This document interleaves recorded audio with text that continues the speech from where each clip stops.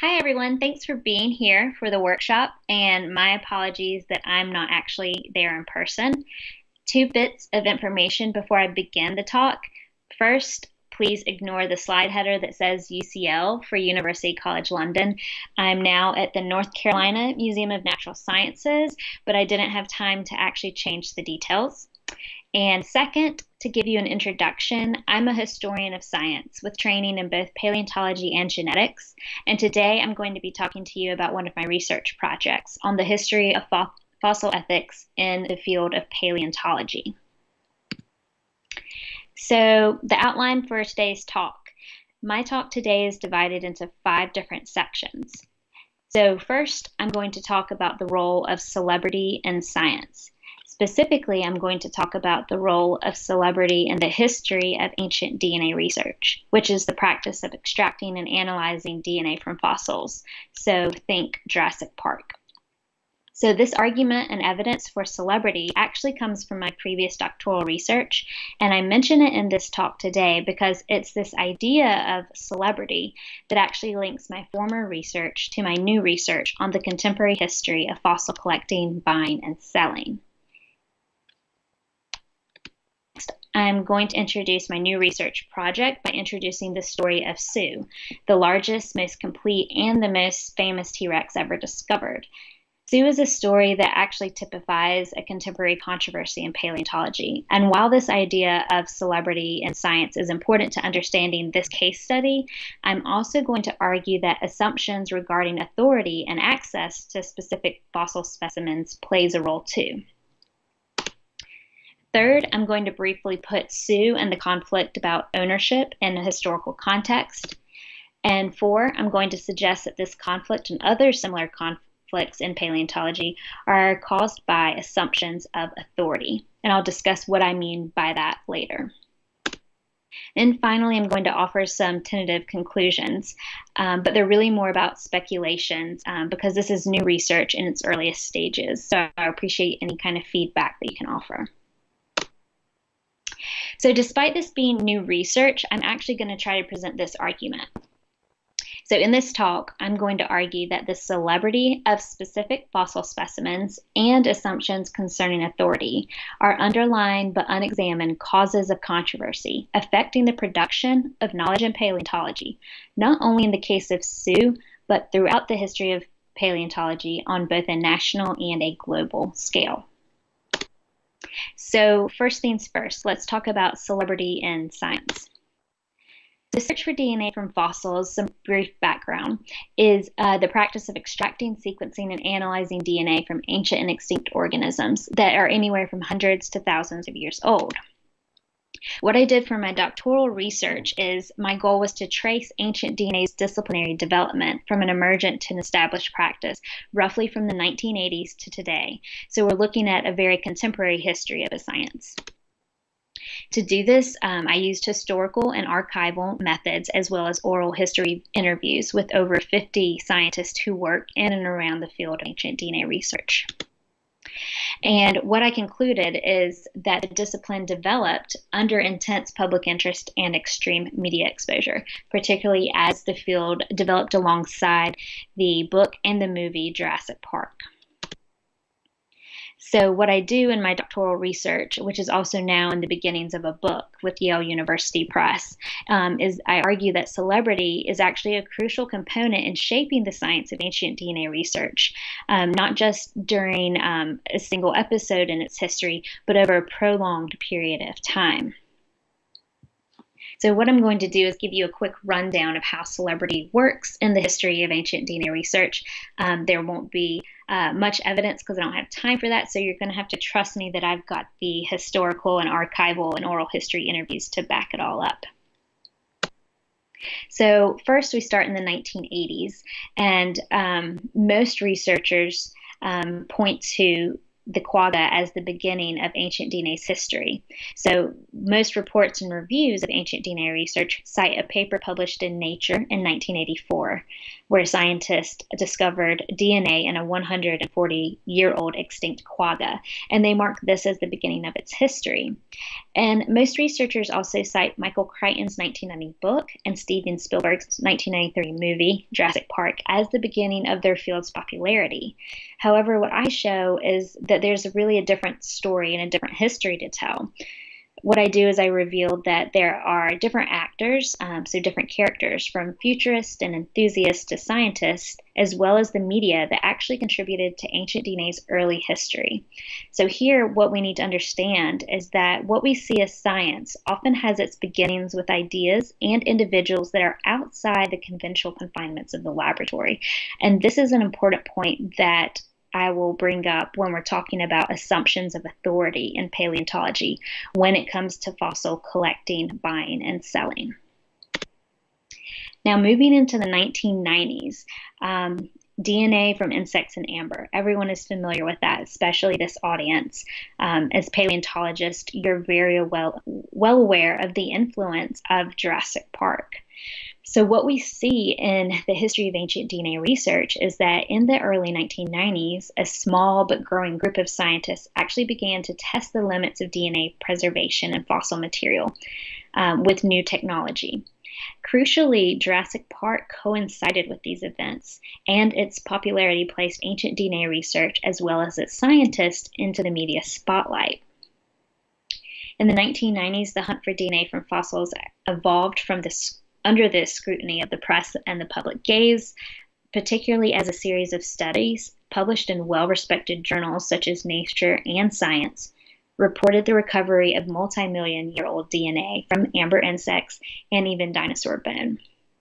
In my work, I detail the intimate interaction between science and the media as researchers race to extract DNA from the days of the dinosaurs. Here, what we're seeing is an interplay between scientists and the media, specifically around the idea of discovering dinosaur DNA. And what we see is an influence of the media on things like scientific publication timings, grant funding, research agendas, and professional recruitment. So what I'm arguing is that the press and public interest are not superficial but influential forces in mobilizing new areas of research. In ancient DNA research, they actually influenced grant funding, publication timing, and researcher recruitment. It's a crucial component in shaping the practice of science over a prolonged period of time. And this is important for the history of science to account for this interplay between the media and science in order to understand how disciplines form, but also how science progresses. This is important for understanding the production and presentation of scientific knowledge, especially in light of the rise of the mass media, celebrity culture, and the modern science communication movement, something that all the scientists here are well aware of and are having to respond to today. So let's go on to our second section, the story of Sue. So this is Sue. Everyone knows Sue, and she's all about superlatives. So she is the largest, most complete, and most expensive T-Rex ever found, and she was discovered in 1990. And today she's housed at the Field Museum in Chicago, although she's off display currently. But how she got here to the Field Museum in Chicago is a long and complicated story that many of you are actually aware of. But for those of you who are not, let's have a quick rundown of what the story is. From beginning to end, Sue can be physically traced from 5 different locations, moving between public and private possession.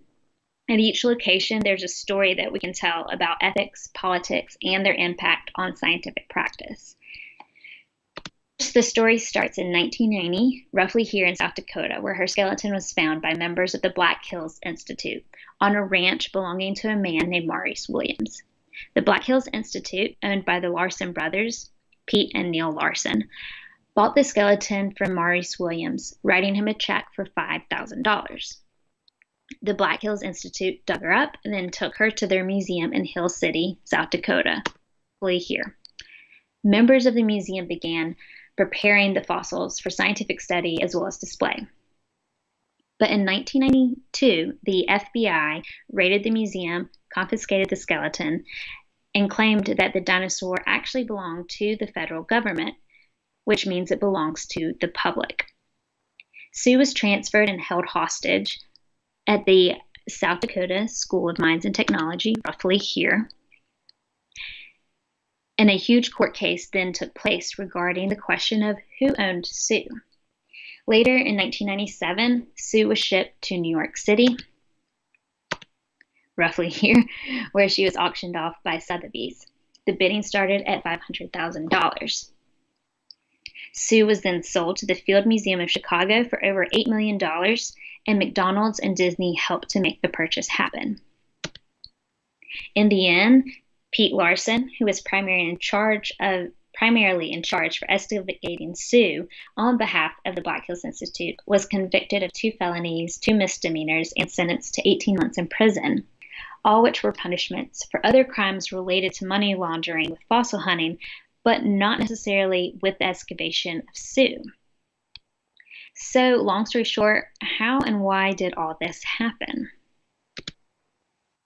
All right, let's take a look at the story of Sue and look at all the individuals and groups that are involved in her story.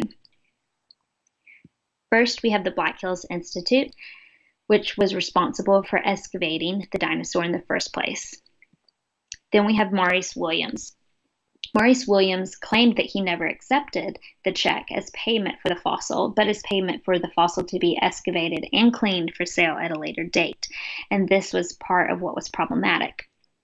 But Williams' ranch was actually land on the Cheyenne River Indian Reservation, which belonged in trust to the U.S. Department of Interior. The FBI, in court, they said that Sue was declared land, real property, and that Maurice Williams had no right to sell the fossils without U.S. government permission, which they said was a clear violation of the Federal Antiquities Act, as well as Title 25 of the U.S. Code. The court determined that Sue belonged to Maurice Williams, so her skeleton was returned to him. Sotheby's was another actor. Maurice Williams, with the permission of the government, decided to put the skeleton up for sale through auction through Sotheby's, which is why her skeleton went to New York City. Then the Field Museum, McDonald's, and Disney were also involved. At this time, when Sue was up for auction, paleontologists, many here in this community at SVP, were worried that Sue would be sold to a private collection and therefore not available for study. But Chicago, with the help of McDonald's and Disney, stepped in for her purchase. But that wasn't all that was involved in her story. You have the people of Hill City. Sue was not confiscated peacefully, and as many people know, the people of Hill City, where Sue was planned to be put on display, they were outraged and they came out to protest the FBI and her seizure, saying that Sue actually belonged to the people of the town. Then you also have members of the Cheyenne River Indian Reservation. The Cheyenne River Sioux tribe posed a problem by asserting their authority over the fossil because Sue was actually a fossil that was found on their land. From there, the Bureau of Indian Affairs got involved, as well as the Society for Vertebrate Paleontology, with the SVP coming down hard against the Black Hills Institute. You also have the BLM as a participant in this debate. So in other words, what I'm just demonstrating here is that there's a complicated network of competing interests over this particular fossil. And just for fun, there's nice propaganda sent out by the Black Hills Institute, which gives you a flavor of the emotional and the community response to Sue's seizure by the FBI. So the point here is that Sue is not just a legal case. It is very much an emotional case. And so when we're talking about what kind of individuals and groups we're looking at, when we look at the history of fossil collecting, buying, and selling, we have to broaden it out more than just the legal issues and the scientific issues. So what I want to say is that Sue is a case that typifies the ethics and politics over fossil ownership regarding private and public lands and the role of academic, amateur, and commercial paleontologists in excavating exceptional fossil finds like Sue that carry high media and monetary value. There are some paleontologists in the current group of SVP members who think that the controversy over Sue was all about the celebrity and the money, and I'm sure that's right. There are some that also argue Sue was really a one-off situation, and this too I also think is likely. However, I'm not convinced that that's the whole story, and so the question as a historian that I want to ask is, how did such a scandal happen in the first place? And what are its effects on the field of paleontology today? My answer is that yes, Sue is likely about the celebrity around the specimen, and the controversy is probably also caused by the money that's associated with it, but it's also about assumptions of authority. So Sue's story is actually a hotspot for assumptions regarding access to and authority over vertebrate fossils in the United States. These assumptions affect the production of knowledge in paleontology. So what do I actually mean by assumptions of authority? So here I want to suggest that assumptions of authority are essentially assumptions of expertise, and also assumptions about what qualifies as expertise, whether it's specialized education or employment, position, or society affiliation. So what different people or different groups actually assume about expertise, what they suggest is that expertise gives authority, which gives control over paleontological knowledge, including control over the fossils which provide evidence for that knowledge. All right, so third section, Sue and the conflict and context. This should be rather short. So very briefly, in the United States, the number of commercial companies driving the legal and sometimes illegal selling of fossils is estimated to have doubled since the 1980s. So there's a tension within the paleontology community over this issue of commercial collection, and this has increased accordingly with the increase in commercial companies. But the debate has not always been so tense. Indeed, some of the most celebrated fossil hunters were actually commercial collectors themselves. In the history of fossil collecting, Mary Anning is often regarded as the first commercial fossil collector, selling her fossil finds off the coast of southern England. Also moving forward in time and actually across the pond to the US, Charles Sternberg was one of the most celebrated commercial fossil collectors. He's one of the primary fossil collectors for Edward Drinker Cope during the Bone Wars against his rival O.C. Marsh. These individuals once sold fossils in exchange for money, and today independent fossil collectors or commercial fossil collectors often seek to do the same. In the past 50 years, the tides have changed, however, and some paleontologists today feel that commercial fossil collectors are actually demonized and marginalized by professional academic paleontologists. And what's interesting too is that commercial collectors today actually point to individuals like Mary Anning and Charles Sternberg as evidence for their profession, what they see as their profession. And Bob Bacher is one who is very vocal about his opinion. And he says something like this, that in the last 50 years, this tension has really arisen because there's been a generation of workers who were territorial about fossils, who didn't want non-university trained scientists dealing with fossils, so commercial collectors in a lot of cases.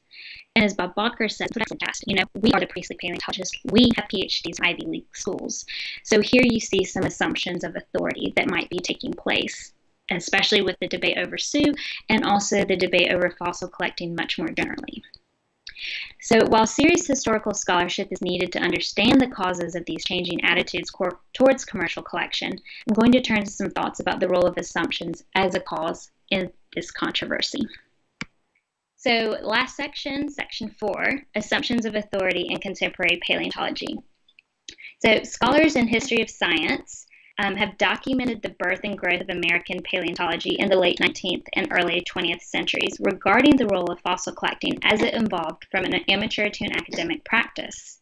However, scholars haven't addressed the controversy in the U.S. over fossil ownership with attention to how science policy and scientific authority influence the production of knowledge in paleontology.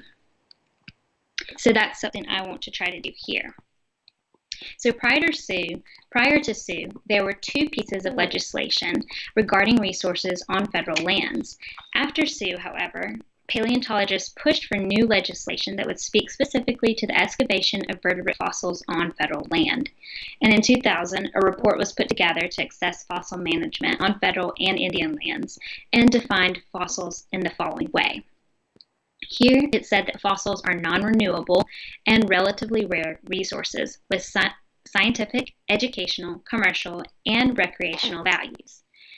Fossils on Indian lands with commercial values are managed as trust resources for the economic benefit of the Indian landowner. Fossils on federal lands, on the other hand, managed for their scientific, educational, and where appropriate, recreational values.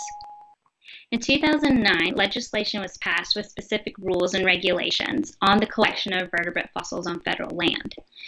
Here, it reported that the Paleontological Resources Preservation Act codifies the existing practice of vertebrate fossils and other rare and scientifically significant fossils to be collected only by qualified researchers who obtained a permit and agreed to deposit the fossils in public institutions that will ensure their future availability to researchers and the public.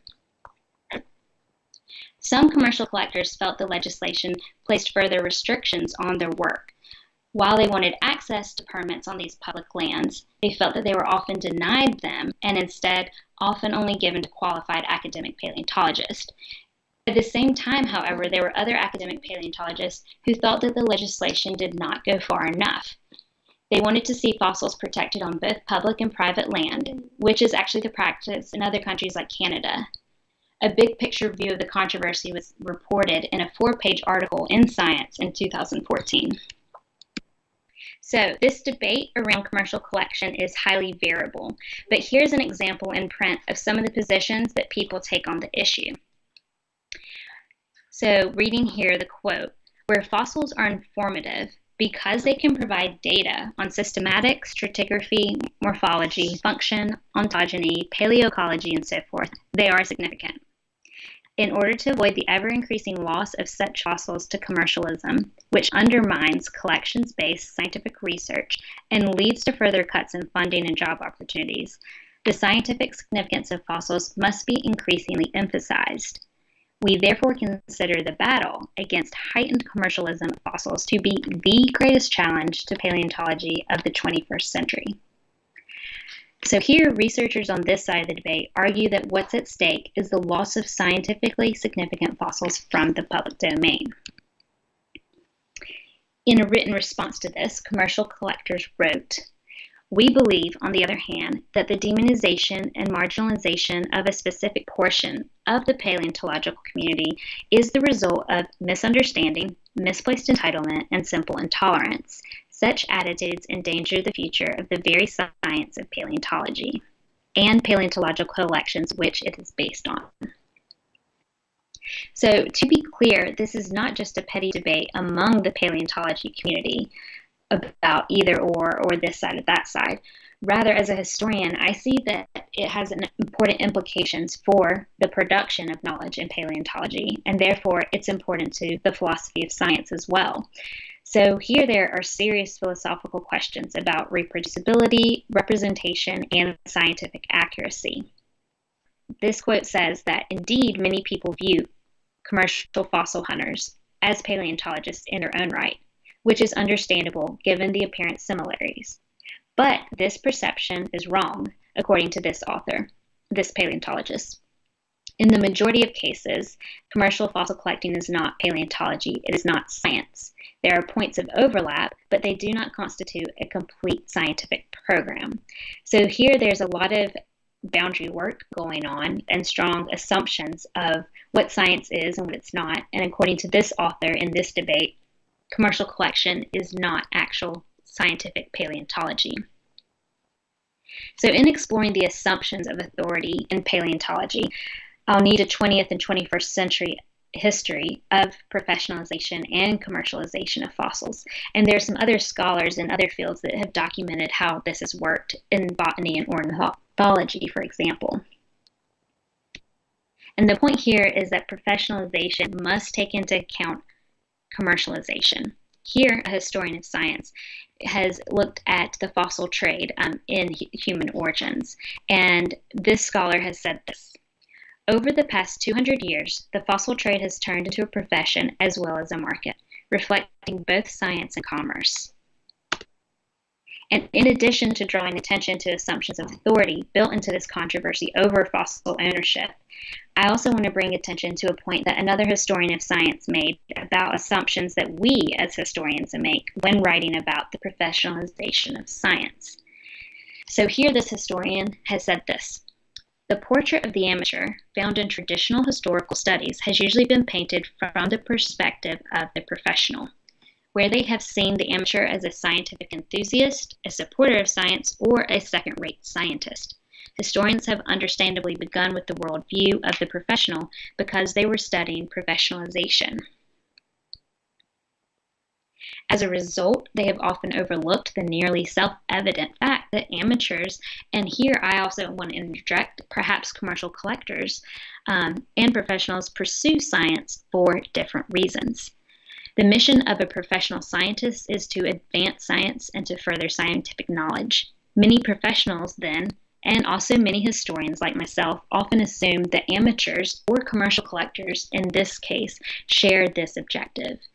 When we do this, when we make this assumption, we overlook the relatively low priority that most amateurs or commercial collectors attach to contributing to science. So here I want to suggest that when we go back to looking at celebrity, when we go back to looking at authority of assumptions, or assumptions of authority rather, it's important to realize we're not just talking about the professional scientist. Our view must extend to include commercial collectors, amateurs, the public, and anyone else that's involved or interested in fossils. And as paleontologists, we know that fossils are not just part of the professional domain. They are very much part of the public domain because of their inherent interest. So in conclusion, I hope to remind you that celebrity is not a superficial, but rather an influential force in the practice and process of science. My history of ancient DNA research suggests this. And also, assumptions of authority play a part in this contemporary controversy of Sue, in the controversy in paleontology over fossil ownership. The case of Sue here is the epitome of this controversy, but her story is not the final word, and really it serves as a departure point for really exploring fossil ethics more broadly. What I want to suggest is that by taking the role of celebrity and assumptions of authority seriously in the history of science can help us better understand both the professionalization and commercialization of paleontology. Detailing these developments in paleo in the U.S. can set the stage towards an understanding of commercial fossil collection worldwide. Thank you for your attention, and if you have any questions, feel free to direct them to my email listed here on the slide.